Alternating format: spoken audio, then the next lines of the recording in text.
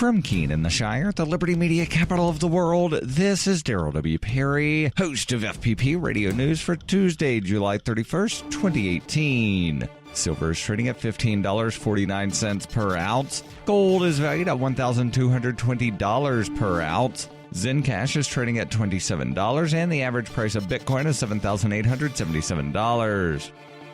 Antiwar.com reports addressing media questions on Monday. President Donald Trump announced that he is willing to meet with Iranian President Hassan Rouhani if the Iranians are willing to do so. He said they could meet any time with no preconditions. The comments come after a week of conflicting statements on Iran, many from Trump himself. This time last week, Trump was threatening Iran with consequences the likes of which few throughout history have ever suffered, but then said he was willing to make a deal just days later. This was followed by reports as recently as Sunday that the U.S. is preparing to attack Iran. Trump said he views this meeting as generally positive, saying one with Rouhani would be good for the country, good for them, good for us, and good for the world. Iran has not, as of Monday evening, responded to Trump's comments. Iranian state media, however, had reported earlier in the month that Rouhani's chief of staff told them that Trump had asked for meetings with Rouhani 8 times in the past month and was rebuffed. Iranian officials had said they were not interested in one-sided talks under the shadow of a threat, which isn't to say Iran would not accept talks under any circumstances, but that Iran is clearly not interested in following the North Korea model of protracted U.S. threats and ever-increasing sanctions, even when the negotiations are ongoing. Iran expert Trita Parsi expressed doubts that Trump would be able to get a better deal out of Iran, calling many of Trump's demands non-starters. He added that the better deal would need more American concessions to be reached.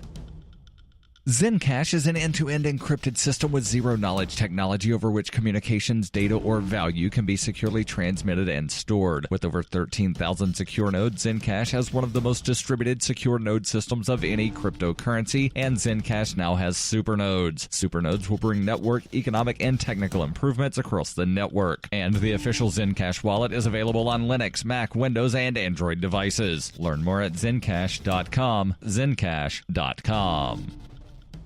UPI reports the next time you walk through an airport to catch a flight, the Transportation Security Administration might have an extra eye on you, even if you don't have a criminal record or aren't on any watch list. The agency has acknowledged the existence of its Quiet Skies surveillance program, an added airport security measure designed to watch for potential signs of danger, first reported by the Boston Globe. Michael Bolello, Assistant Administrator for TSA Public Affairs, told UPI the program uses an algorithm to observe travelers, including U.S. citizens, to identify a pattern of travel and passengers whose destinations and activities match intelligence on terrorist threats. This data is collected, reviewed by TSA personnel, and combined with state, local, federal law enforcement information to determine whether the traveler may be a threat to flight crew or passengers. TSA personnel then refer any potential threatening information to federal air marshals. Under the program, the marshals observe passenger activity in airport terminals, including who they talk to and their visits to airport restrooms. They also watch for signs of potential trouble, excessive fidgeting, sweating, use of computers, and whether a passenger waits to board the plane last. Bolello noted TSA agents are trained to look for passengers who may be acting erratically at TSA checkpoints, but that observation ends upon exiting the checkpoint. He said if the person were in the program, the air marshal would then begin observing them on the sterile side of the airport because they are trying to anticipate their next move. They're trying to determine if the person is a threat to aviation security. Bolello said only a very small population of travelers are placed in the program, and it's not intended to watch ordinary Americans. He added the program does not select passengers for observation based on race or religion. Although they are targets of extra scrutiny, the tracked passengers are not suspected of any crimes. Passengers who continue to fly without any adverse incidents for a period of time can be removed from the Quiet Skies program. Quiet Skies has been in use since 2010, and both Congress and the airlines have been aware of the program. Officials said the surveillance program is in use at most of the busiest airports in the United States, including Seattle, Minneapolis, Detroit, Boston, New York City, Chicago, San Francisco, Los Angeles, Washington, D.C., Las Vegas, Charlotte, Phoenix, Myrtle Beach, Atlanta, Houston, Miami, Philadelphia, and Harrisburg, Pennsylvania.